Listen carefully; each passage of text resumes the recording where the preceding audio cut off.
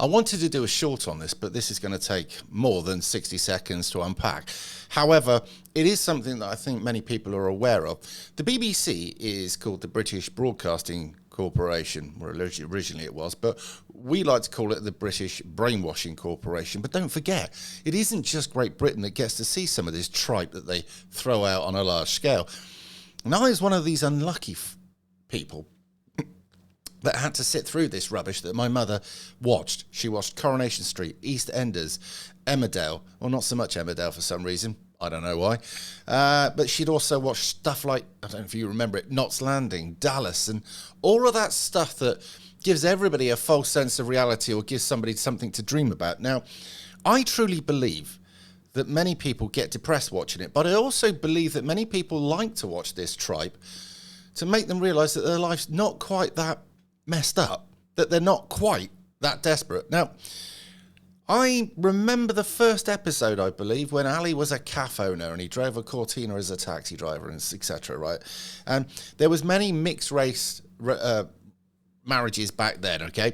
Dr. Legg, he lived forever, didn't he? However, luckily enough, I ended up growing up, getting a life, going outside the house and managed to escape. Now, most of you who watch any amount of what I do realise that I haven't had a TV since about 2014, 2015, whatever it was. Somewhere around then, I gave the TV to my daughter so that she could play Gameage on it, which probably now looking back at it wasn't the best idea. However, I did turn her into a tomboy, so she was out fixing cars, as she is now, and she's got out and got a life rather than just sit there on a Gameage. Now, back to EastEnders. It says, BBC is warping modern Britain by allowing left-wing woke viewpoints in storylines and dramas including Vigil, EastEnders and Sherwood, report warns. Well, that's nothing new. Now, most of you probably weren't aware of the secret interview they did with a high-up CEO of YouTube back in Ireland.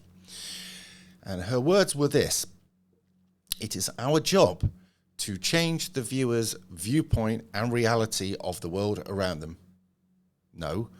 Your job is to put people's videos up and let it be played to everybody whilst keeping it as a relatively safe space." And when I say that, that's not woke, that's not wimpish. You just don't want stuff like large amounts of porn or pedophilia or, self-harm and that rubbish. You don't want any of that on there, right? However, we called it the British Broadcasting Corporation, but most of us call it, that's us lot, would call it, the British Brainwashing Corporation. I truly believe that when they brought about TV and the pictures, they realised that it was a great way to change psyche and opinions. I mean, you've only got to look at it in the adverts. You had product placement. You had, you need this because. And then when this rubbish came out, what it told you about the place is there was a lot more murders, there was a lot more rape, there was a lot more cheating, there was a lot more racism, there was a lot more prejudice, there was a lot more illness, there was a lot more infighting, that criminality was a huge thing. I mean, I think if you lived in EastEnders, there was a murder for every 14 square feet of the place going back. It's horrendous. So it says here, the BBC TV show are infused with left-wing bias. Yes, we know that. A new report has claimed TV programmes, including Vigil, EastEnders, the responders were criticised. The campaign for common sense said the BBC risked warping modern Britain. However, the broadcaster said the criticism by the CCS was cherry-picking. I don't know if you're aware, but actually the system itself will approach EastEnders, Coronation Street, Emmerdale, and things like that, asking, can they write into their story a particular narrative or a particular position, to which normally they'll welcome it with open arms. So you've had far-right terrorism in some of these. You've had mixed race relationships. That was way back in the day, right? That's nothing new. Then you had different types of homosexuality. Then you had the transgender thing in it, and you had all of these other things. Alcoholism. Mind you, that has been a thing ever since. You've had every different topic, but at the moment it is so slanted and it is pushing left-wing narratives so hard that even, just the average person could see it. Now, I don't know about you lot. Depression is something that you have to control. You have to be aware of. Everybody is susceptible to it, especially in the environment that we're in at the moment. And especially when you're being hit from all angles with stuff that doesn't make sense. The brain is one of these things that the eyes tell it one thing, the ears tell it another, it's smell, touch, taste, right? All of that lot works to tell it what's actually happening in the world around it. But unfortunately, when your eyes are seeing something out in the world for real, and then you go and watch all this stuff, and then you hear stuff in the media that tells you something completely different, you get a conflict within the mind, and that causes unease. And especially when you're surrounded by people who are preaching this rubbish, okay, at you, and telling you, because they'll also show you on things like this, how the left wing will bully people who step out of line. So it's kind of setting into motion the control, the grooming, if you like, of people's minds. Now, over the years, I would say EastEnders has been guilty of depressing the living daylights out of many a married man and many married women, and actually probably went on to create many unmarried people.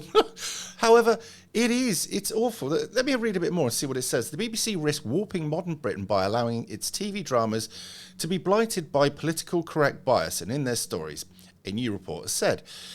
A review of the TV shows by the Campaign for Common Sense, God, I need to get hold of that, found that the BBC's programmes portrayed a version of Britain unrecognisable to most viewers, which is worrying given the fact that people in America, Canada, Australia, New Zealand and all over Europe watch our stuff. I mean, what are they going to think when they go and watch this? Because I don't know about you, I don't think that, what's it called? Is it Albert Square? Is that what it's called? I don't believe that Albert Square is probably a true depiction of many parts of London, because if it were, they'd all be brown or whatever. But anyway, it says here, the corporation's dramas regularly include critiques of capitalism, Brexit, the police and the government, with some described by the report as being close to propaganda. That's what the BBC is. It is purely a tool to push propaganda on the public. I suppose it couldn't go that far to say that. The BBC was accused of social engineering by over-representing minorities in its programmes. It's interesting. I did wonder how this was going to go. Do you know, it's some of these characters that perennially come back with another addiction or another catastrophe or whatever it is. Oh, they're brilliant. Letitia Dean, she's been around the block more times than you can. I mean that in this, not personally. I don't know what she's like as a person. The report comes just after another report said the broadcaster was rewriting history to promote a woke agenda. There are many things at the moment that are rewriting our history. In the old days, we used to call it book burning, but now what they do is they take down pages on the internet, which most people use to gain their information, and then just simply rewrite it to suit their modern day narrative. Like, type in, what can a woman be? And then type in, what can a man be? Ask your thing on the, I haven't got one. What do they call it? Is it Alexa? Go and ask that. Or type in ancient European man. See what results come back for that. Just saying. That'll give you an interesting one. One show criticised in the new report was Vigil, not heard of it, a 2021 drama set on a nuclear submarine infiltrated by a Russian spy. Isn't that something like, well, I suppose if you reversed it, wouldn't that be like The Hunt for Red October or something? I don't know. The programme depicts the government and security services covering up serious incidents. An SNP councillor and anti-nuclear campaigner, Fergal Dalton, worked as a senior script consultant on the show. Sorry, let me get that again, because I don't read this. I read this straight away with you, which is, boy, I probably should do it. A SNP councillor and anti-nuclear campaigner, Fergal Dalton, worked as a senior script consultant on the show. Good God. I mean, that's propaganda on toast with a side order of lies. Cheers, then. Meanwhile, EastEnders... I've got to try and stay serious here.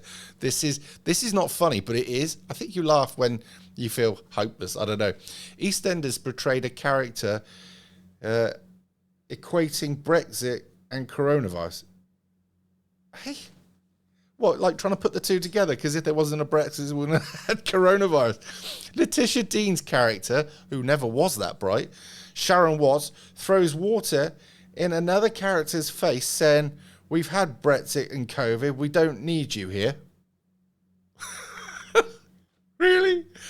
Oh, mate, well, mind you, it's the only thing she can do. Her acting skills are that to a piece of wood. So, I mean, she's perennial. She will stay here. Like, is Ian Beale still in here? Is he still alive? I mean, he was there from the beginning, wasn't he? I mean, a man's so intrinsically boring that when he goes home, he can pour the paint to dry quicker, I should imagine. What else has it got?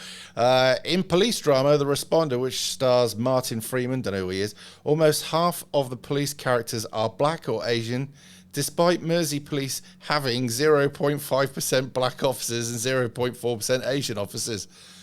Dick. Oh, woke on. The CCS report also criticised programmes including Sherwood Industry and The Capture. I think, by the way, I'm watching that clip now where she throws water in her face. Gosh, she's an old munter, isn't she? Dear God. Anyway, a group of leading academics reportedly warned the BBC documentary showed many examples of bias and allowing political motivated actors to present their view of British history as fact. I mean, this is what we've got at the moment. We are heading towards 1984. Well, we're probably actually in it, but we're in the early stages. Excuse me a second. That's true. Last year, BBC Director General Tim Davie published a 10-point plan to improve the corporation's impartiality. That'd be an interesting read. But the broadcaster has come in for criticism for its news and drama output since, so nothing was done. A spokesman for the campaign of Common Sense said, "Too often in BBC dramas you can only see one side of the argument presented." What, like Brexit? What, like demographics? Anything to do with anti-racism and presenting a case that white people are far more racist than they actually are.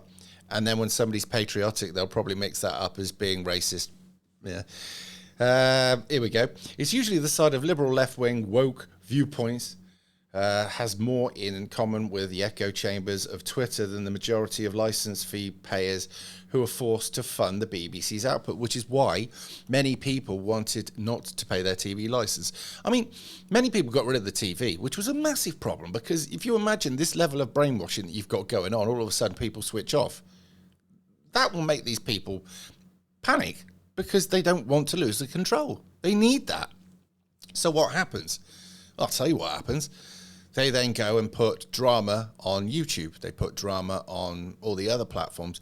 And you'll get players come on pretending to be, I don't know, say for instance, if you're a nationalist, you'll get players come on pretending to be nationalists that were ex-BBC, saying they're dead against the BBC now, when truly all they are is an outreach of the ex-BBC employees who are still going to push the same narrative. Now, I'm not going to name names, but I'm sure you know exactly who I'm on about.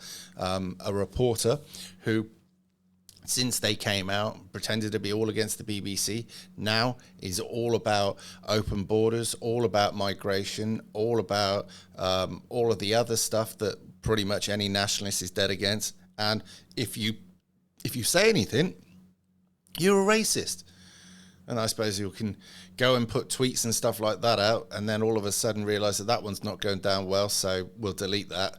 Thing is, there's many people that screenshot all of the tweets that come out of these ex-BBC idiots, right? Who basically, some of them are really bitter because the BBC got rid of them, maybe because they were starting to lose their looks, maybe because they weren't actually that interesting, maybe because there's better reporters who took their jobs, better liars, okay? Maybe they reached the wall and started to become not quite so pretty, started to lose their edge, okay? With men, you don't get that quite so much, but in some cases with the women, often is the case that they'll exchange it for a younger model. And disgruntled and bitter and twisted, they will call out the BBC. Some of them are genuinely against the BBC, but most of them will be calling it out while still trying to hedge their bets to get back in there if they get given the chance. But you've all seen them. And if anybody comes to you and says, "I'm ex-BBC," fine. How long were you there for? 10 years. So you knew about what was going on in the background, but you stayed there and you took the wages anyway, did you? And now you want to be trusted? No, don't think so.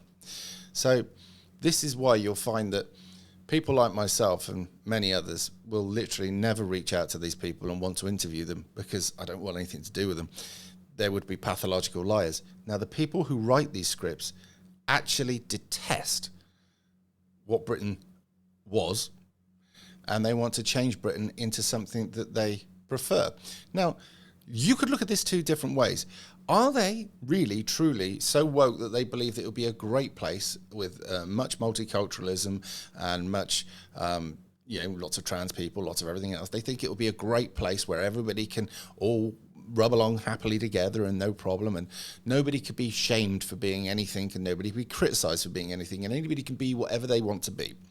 If they're an idealist like that, then they're a dangerous dreamer, but I don't think there's any malice in it. However, if they truly hate society and they hate what they've come from, they hate the colour of their skin, they hate the heritage, they hate all of this business, and all they want to do is flood it with people that will destroy that so they get their own bitter and twisted way, then they are evil, bitter, twisted people who work for evil forces. But there it is. I'm not going to read any more because it's pretty much exactly what you'd expect, really. Biased BBC and rewriting British history to promote a woke agenda. Yeah, well, we've got that. Anybody who still... I know people that are dear to me that pay their TV license and sit down and watch this stuff. And these people, I would find it hard to engage them in conversation about anything of any meaning. Because the moment you did, you'd see them... It would be like putting salt on a slug. They'd be like... And they're too far gone. These are the people that will probably bang their pots and pans when asked on a Tuesday night or a Thursday night or whatever it was. And they'll probably take another jab the next time it's required because they don't want to stand out. They don't want to have the system judge them or come down on them. And because it's what the system's told them to do. And these people are helpless followers. They're lovely people, but they're weak. And this is the thing. There are so many nice people out there that are so weak, they just don't want to be bullied. I mean, take, for instance, beta males. Beta males are great at certain jobs. A lot of them are loyal, right? And a lot of them just don't want to be picked on, right? They don't want trouble coming their way. And they'll do whatever it is to keep it at the door. So, yeah, I won't go too far into my personal life, but I have met people that I really did like that were... In the female trait, they would be beta females, I suppose. Good, loyal, honest people, but didn't want anything coming to give them hassle. They wanted to just crawl under the blanket of life sometimes and just be left warm and snug at home watching their TV and just shut the troubles out the door. I've heard that said so many times. Just shut the door, lock it all out. It will come to your door. So, but anyway, I just... go off on a ramble sometimes, and this was one of them. So I hope you enjoy what you're seeing. The next video will be going out on, let me think which one we're going to go out on. We'll be going out on the Simon Evans channel. The link will be in the description, by the way. I'm mixing it up a bit now so that I can gain subs on my other other channels. Reasons being, you've got to spread yourself around a bit, really, these days, because if one goes, you've got the other. And not just that, if we can build them up, then we may well do sort of different types of content on different channels. But I'm just sharing it around at the moment. So, and also, if you're not getting notified off this channel, say for instance, you may well get notified off the other channel. So if I put a video out and you go, oh, I just put a video out, and then you'll also realise that I've already put one out here, and you can go and look for it. It's trying to think around the system a bit. So there it is. So the next one will be the Simon Evans channel. Then after that, the next video today, because there's probably about 5, 6, maybe even more coming out, right? The next one will then be Rev on a Rant. And then we come back to this channel, do one more here. Then we go to the Simon Evans. Then we go to Rev on the Rant. That's probably how it will work, all right? Share it around a bit. And the other thing is, which I think I've explained to you in other videos, is you're allowed a limit of 3 videos a day. After that, they don't even let you know that I've done anything. So if we spread that around, then you'll get notified from the various channels. And also, if a live stream came up, this is something else noticed. If, say, for instance, you've done your 3 for the day, and then somebody goes, oh, we need to do a live stream, this has happened, then none of you get notified. So that's the thinking behind it. Keep 2 in each channel, right? and keep space just in case you've got to go out live. Probably won't work, but it's worth a try. You've got to try everything you can at the moment with the situation the way it is. So anyway, I'll get on and do the next video. I'll see you over on the Simon Evans channel.